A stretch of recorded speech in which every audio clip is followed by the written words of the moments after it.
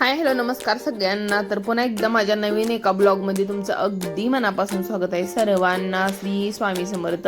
तर आता सकाळची तयारी वगैरे सगळे माझी स्वतःच आवरून मी बाहेर आलेली आहे, कारण सकाळची आंघोळ सकाळची झाडून वगैरे सगळं माझं झालेलं आहे. घरामध्ये झाडू मारलेला आहे, त्याच्यानंतर घरातल्या फरशा वगैरे पुसून घेतलेल्या आहेत. सकाळ सकाळी फ्रेश असलं ना त्या टायमिंगमध्ये फरशा वगैरे पुसून घेतलं ना तर मग दिवसभर घर काय खराब होत नाही. आणि सध्या ना आता म्हणलं आता सकाळी कसं आहे, आता टिफिन वगैरे बनवायचा नसतोय, त्याच्यामुळे मी काय करते की आपलं सकाळ होता होईल तेवढं आपली जशी मला कामं करता येतील तसं मी करून घेते. पहिलं कसं होतं माहिती का, मला टिफिनमुळं तसं काय करता येत नव्हतं. तर इकडं बाहेर आले आणि झाडांना पाणी घालत होते. तर झाडांना पाणी वगैरे घालताना ना माझी गोष्ट लक्षात आली, आपण 1-2 दिवस पण पाणी म्हणजे नाही दिलं ना आता सध्या उन्हाळ्यामध्ये झाडांना, तर झाडांची हालत खूप खराब होते. बघा कसं असते, कोणत्या पण गोष्टीला आपण जसं जपतो ना तेवढीच गोष्ट ती त्या आपल्याला जपत असते. ते म्हणते ते एकदम खरं आहे. तर मी झाडांना चांगलं म्हणजे मला जेवढं जमतंय तेवढं जपत असते. गवत वगैरे सारखं त्याच्या खालचं काढत असते. पण आता तुम्ही बघत असाल, तुम्हाला दिसत असेल की किती गवत आले खाली, कारण एक 7-8 दिवस गेले ना पुन्हा तेवढंच गवत येते. तर असो, तरी तर माझी देवपूजा वगैरे सगळं उरकलं होतं. मी बाहेरनं आले आणि त्याच्यानंतर म्हटलं चला देवपूजा वगैरे करून घेते. तर सकाळी कसं होतंय, जोपर्यंत दारामध्ये आपण सडा वगैरे टाकत नाही ना तोपर्यंत मग काय फ्रेश वाटत नाही. आणि घरामध्ये आले की मग परत जोपर्यंत दिवा बत्ती किंवा देवाचं सगळं होत नाही ना तोपर्यंत आपल्याला काय फ्रेश वाटत नाही. तर बाहेर गेले होते तर सगळी फुलं वगैरे तोडून आणली. आणि त्याच्यानंतर इथं गुलाबाची फुलं काय मी आणली नाहीत, तेवढी मोगऱ्याला सध्या भरपूर फुलं आहेत. भरपूर म्हणजे किती पण म्हणजे आपण काढत गेले ना जवळजवळ रोज का नाही 100-1 फुलं आता मोगऱ्याला लागायला लागलेत. 100 फुलं असते तर त्यातली मी निम्मी अर्धे आणते आणि थोडे एवढे तर काय करायचे आहेत, कारण माझ्याकडे जेवढे देव आहे जेवढी खाली थोडी सजावटी लागते तेवढी आणते मी. बाकीची झाडाला पण छान दिसतात म्हणून तिथं ठेवून देते. तर सकाळचं धूप वगैरे लावून घेतलेलं आहे, अगरबत्ती. आणि मला ना 4-5 अगरबत्त्या लावल्या ना तर देवपूजा केल्यासारखी वाटते, तर नाहीतर वाटत नाही. आणि काय म्हणजे एकदम छोटी दिवा पण एकदम असं छोटा बारीक लावला ना तर ती मला असं प्रसन्न वाटतच नाही. त्यामुळं ना मी भरपूर असं म्हणजे अगरबत्त्या धूप पूर्ण असं पेटवून देत असते आणि लावून देत असते.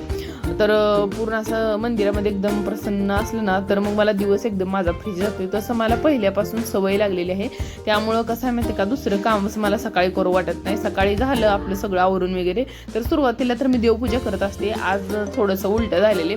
सुरुवातीला ना मी सडा वगैरे मारून मग देवपूजा केलेली आहे. कारण काय झालं की सकाळी ना म्हणजे काय झालं म्हणलं, आता बाहेर गेले होते सहज बाहेर गेल्यामुळं मग ते झालेलं आहे सडा मारायचं. नाहीतर मी कंटिन्यू देवपूजा वगैरे करून घेते आणि नंतर मग सडा वगैरे मारायला जाते. तिथं काय नाही, मी एक पाण्याचा पाईप वगैरे काढलाय त्यामुळे मला जास्तीत असं म्हणजे टेन्शन नाही, एकदा कॉक चालू केला की होऊन जाते. तर इथं सगळी देवपूजा वगैरे उरकलेली होती. आणि त्याच्यानंतर ना मला एक रांगोळी काढायची माझी राहून गेली. तर म्हणलं पूर्वा ना तिला रांगोळी काढायची आवडते तिला, तर म्हणलं आता आपण कशाला जाणून बुजून तसं करायचं. ती म्हणली मम्मी मी रांगोळी काढणार आहे, तू काढू नको. म्हणल्यावर मग मी नुसती फक्त देवपूजा केली, रांगोळी वगैरे तिने काढेल म्हणलं तिचं सगळं आवरून झाल्यानंतर. तर काय माहिती आहे, ती पण आता म्हणजे सध्या तिला सुट्ट्या आहेत तर सुट्ट्यापर्यंत ती करणार आहे. तिला एकदा सुट्ट्या, आता शाळा चालू झाल्यावर कशाला पोरं आपल्याला काही करू लागतात म्हणा. तर असं तर सकाळचं इथे सगळं आवरून घेतलेलं होतं. आता मला लागायचं होतं स्वयंपाकाला लागायचं होतं. इकडे याला नाश्ता वगैरे दिलेला आहे करायला. आणि त्याच्यानंतर आता पलीकडे तिकडं म्हणजे अंडे वगैरे शिजायला घातलेत किचनमध्ये. तर म्हणलं सकाळ सकाळी जरा थोडंसं ना, आता ही एवढी जरी आपण कामं फरशी वगैरे पुसली घरातली जरी केली कामं तरी एकदम असं गरम होतंय. तर गरम होत होतं म्हणून थोडंसं बाहेर आले, फेरफटका मारावा म्हणलं. तर ना सध्या बाहेर एकदम थंड वातावरण होतं आणि घरामध्ये एकदम असं किचनमध्ये गरम. तर कसं आहे माहिती आहे का, किचन गॅसचे म्हणा किंवा आपण भाज्या वगैरे करतो, अजून भाजी काय मी बनवलं नव्हतं तरी पण किचनमध्ये वातावरण गरमच असते. तर त्याच्यानंतर बाहेरनं जरा थोडंसं आत गेले, त्याच्यानंतर चहाला वगैरे टाकलं, कारण अजून कोणीच उठलं नव्हतं. माझा ना सकाळ सकाळी फक्त एकटी पुरता चहा मी टाकते. तुम्हाला व्हिडिओ बघत असेल ना कंटिन्यू तर तुम्हाला माहिती असेल, मी 2 कप सुद्धा चहा बनवत नाही, फक्त एकटी पुरता 1च कप बनवते. कारण सगळे आमच्यात झोपलेले असतात आणि सकाळ सकाळी सगळे झोपेत असते, तोपर्यंतच एकटीच उठून मी सगळं काम आवरत असते.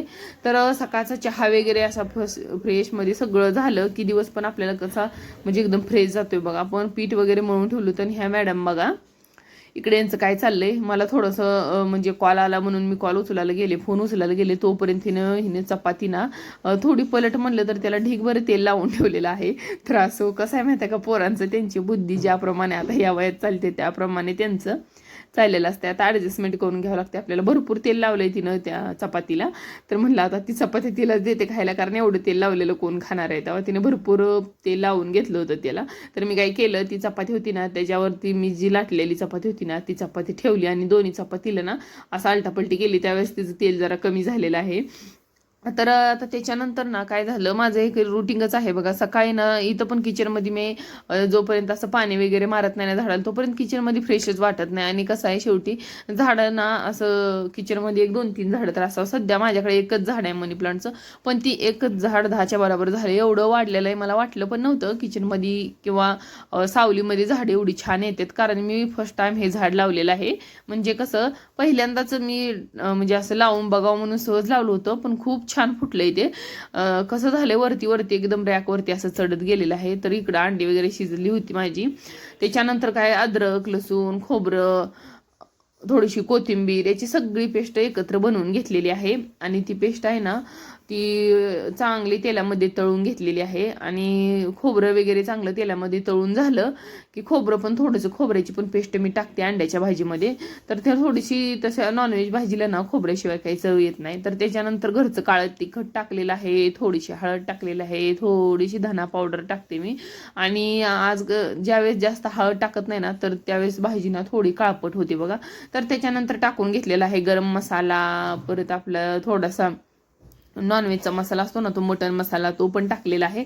आणि मस्त असं चरचरोस्तोर फोडणी घातलेली आहे. आणि या फोडणीमध्ये मी ना एक अंडे असे डायरेक्ट फोडून टाकत असते, पण आज ना थोडंसं पाणी ओतून घेतलेलं आहे, अगोदर उकळी काढून घेतलेलं आहे. म्हणलं असं करून बघावं. तर एक एक वेळेस अंडे तळून घालते, कधी असं घालते. तर इथं सगळं अंड्याची भाजी वगैरे माझ्या आवरत आली होती. फक्त काय झालं होतं, माझं ना अंड्यामधली 1-2 अंडी खराब निघाली. मला ते शिजल्यानंतर कळलं, ज्यावेळेस मी खोललं म्हणजे अंडे हे करायला घेतली ना, सोलायला घेतली ना, त्यावेळेस मला समजलं की यातली 2 अंडे खराब आहेत. म्हणलं असो आता हाय तेवढी 5-6 अंडे राहिले होते तेवढेच मग मी टाकून घेतली भाजीत. अंडे मी भरपूरही केले होते, पण काय होतं शिजताना ना म्हणजे ज्यावेळेस शिजायला घातली ना अंडी, तर अंडे शिजायला घालतानाच त्यामधनं 1-2 अंडे मला असे खराब असले जाणवले. लगेच मग मी अंडे शिजायच्या अगोदर ती काढून टाकले बाजूला आणि मग 5-6 अंडे शिजवून घेतले. आणि त्याच्यानंतर ही उसळ आहे ना मी काल रात्री भिजायला घातली होती बघा. तर ती भिजून पूर्ण असं तिला थोडंसं कोंब पण आले होते. तर म्हटलं आता ही कापडामध्ये जर बांधून ठेवलं तर व्यवस्थित मस्त असं ना हे होऊन जाईल एकदम. म्हणजे सकाळी ना म्हणजे संध्याकाळपर्यंत ह्याला व्यवस्थित कोंब येतील म्हणून एका कापडामध्ये, सुती कापडामध्ये बांधून ठेवलेलं आहे. आता ह्याला काय होतंय, असं जर आपण केलं ना तर मग डायरेक्ट पाणी सगळं उसळीतलं खाली निघून जाते आणि कोंब पण छान यायला मदत होते. फक्त काय करायचं, ज्यावेळेस आपण असं बांधतो ना त्यावेळेस जमिनीवर कधी ठेवायचं नाही. कुठं एखाद्या वेळेस आपण असं म्हणजे त्याला खाली ते टच नाही झालं पाहिजे काय, असं ठेवायचं. आता मी काय करते, असं जर उसळ वगैरे त्याला कोंब यासाठी केलं ना तर मी डायरेक्ट 1-2-3 गाठी बांधून घेते.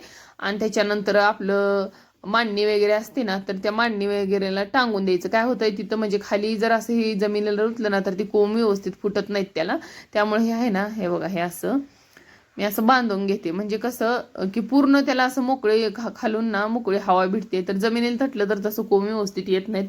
तर इकडे एका साईडला भात शिजायला टाकलेला आहे आणि थोडीशी डाळ पण शिजायला टाकली होती. तूर डाळ आणि मूग डाळी मिक्स करून शिजायला टाकले आणि गरम होते म्हणून थोडंसं बाहेर आलेले आहे. काय होते माहिती का, थोडासा स्वयंपाक बनवते मी, त्याच्यानंतर थोडंसं बाहेर येते. इकडं घराच्या साईडला आलेले आहे, तोपर्यंत तिकडे जे काय आमच्या घराच्या साईडला काम चाललंय ना तिकडं पाणी वगैरे टँकरनं देत होते. मग थोड्या वेळेस तिकडंच बघत टाइमपास केला आणि परत एक 10-15 मिनिटानं घरात आले. आणि त्याच्यानंतर म्हटलं चला आता डाळ शिजून निघली असेल, कारण मूग आणि तूर डाळ शिजू घातली ना मुगाची तुरीची, तर ती एकदम वरण ना एकदम टेस्ट होते बघा. आणि डाळ तडका पण त्याचा एकदम टेस्टी होते जर बनवायचा असेल तर.